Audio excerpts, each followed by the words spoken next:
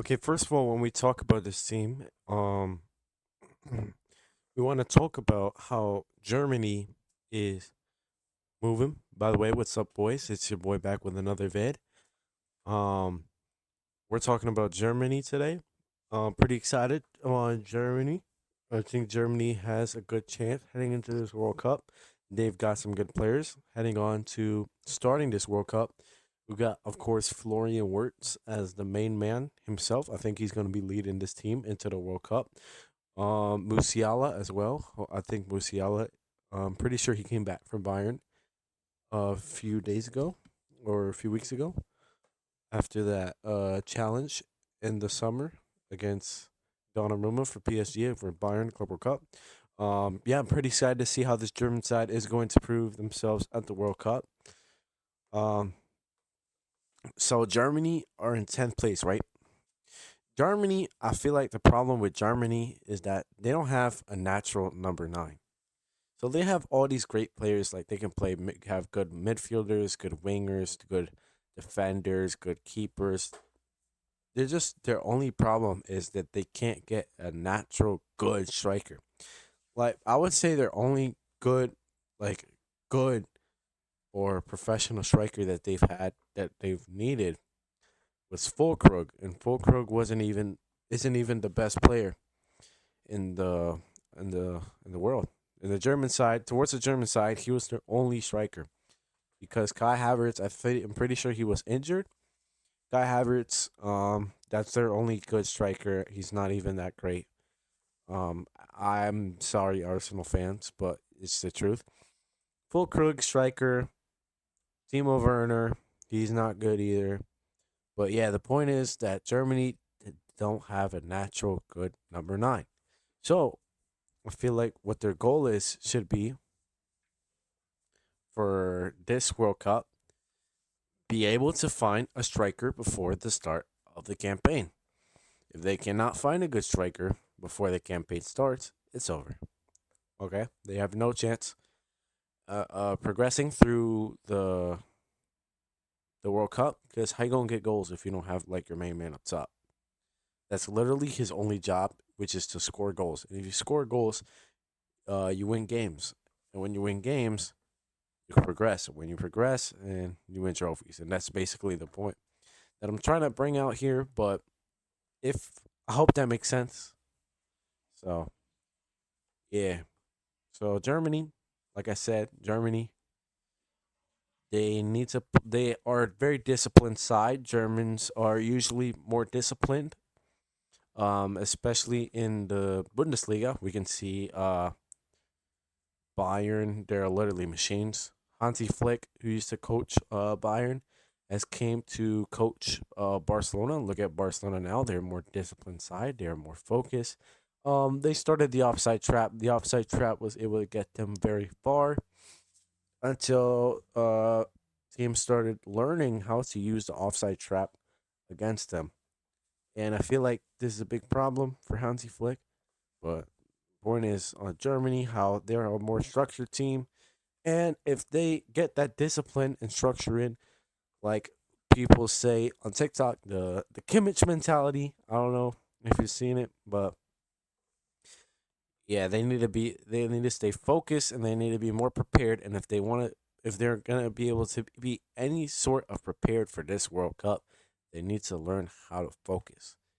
And that is something that Germans are very good at. And if they can focus, then they'll be chilling. And they will have a good shot at this World Cup. So we'll see what I think is gonna go on. First, let's get on to the bot mob. Okay. So if we check here, Germany are obviously in 10th. Let's check their fixtures. So like I do on every video. Oh wow, they have a bunch of friendlies. So they have Switzerland, they have Ivory Coast, which I believe got canceled. Ghana, Finland, and the U.S. So all these games they can look forward to because they want to be more stacked and more prepared and ready for once they face um these teams at the World Cup. So I'm pretty excited to see Germany. Germany did make it. They beat their last three games. They won.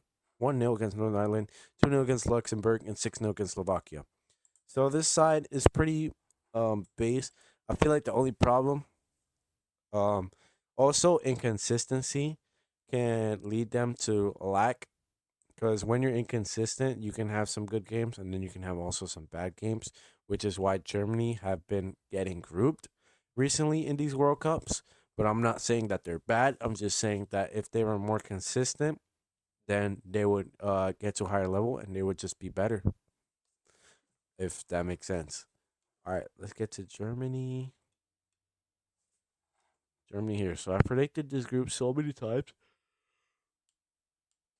And I'm gonna keep saying it. Germany, Ecuador, Ivory Coast, Curacao. That's how I predict. I feel like it's hard for me to say any upsets because I feel like upsets are gonna like determine like what happens throughout this World Cup. So Germany, Ecuador, Curacao. No, not Curacao. Ivory Coast and then Curacao. Guys, if you think about it, I think Ecuador is I think they're a dark horse for sure. Ecuador have some underrated players like Pacho, Caicedo, Estupiñan. All these players are low key underrated, and I think they could have a chance at making it to a close spot. It depends who they play in the round of 32. If they make it, which most likely they will. And yeah, so if we go to the World Cup, right? Let's go to Germany. Sorry. Germany will be in Group E. Let's say they get first in Group E. What happens there? First in Group E plays against third place between A and B, one of those. So third place would be South Africa or South Korea, depending. Yeah, I'd say they have a chance. So let's say they make it around the 16. Winner of this game plays against first place I or third place CD. So first place I. Ooh, guys.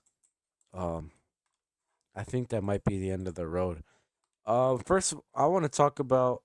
I'm sorry, this video's been kind of lacking. I'm recording this. It's like 10 o'clock at night. I got school tomorrow. Anyways, in goal, in sorry, not in goal. At the coach, we have Julian Nagelsmann, German, obviously. The keeper, I don't know where Manuel Neuer is. I'm assuming he's gonna start. Defenders, Jonathan Tah, forgot to mention him. Nico Slaughterbeck.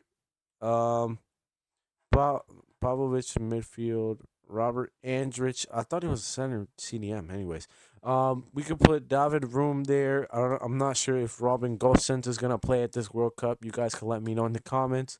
I'm kind of slacking when it comes to international, so I might need help on that. Cam could go Florian Wirtz. And then the midfield could be Kimmich and Goretzka. Gnabry could probably be a super sub. And look, this is what I'm talking about. The attack could be Adeyemi, Leroy Sané, and the striker. Look, there's no like actual official striker since all these like based on form. If we're talking about like form, I'll put Nick Ultimate. I'm gonna be honest. I've seen some of y'all glaze this guy. So if this guy is really good, then we could talk about him. But I don't know. I've never seen this guy actually play, but you guys think he's pretty good. So I might need to take a look at him. And if I think he's good, I feel like he should be able to make this starting 11. I think he should be able to compete with Fulkrug, with Havertz, with Timo Werner, and with all those different players. I think that my boy Nick Woltemade, should be given a chance. He is no, not 66. He is 6'6", so he's a really tall striker. He's 23 years old, and he's worth 97 million according to FOTMOP. That's already a crazy number for a 23-year-old. Well, yeah, I said it again. Florian Wirtz, most expensive player on the team, 140 mil. The reason why is because he's 22 and he's already performing the way he's performing. He's been doing great for Liverpool. I'm excited to see him carry out this team.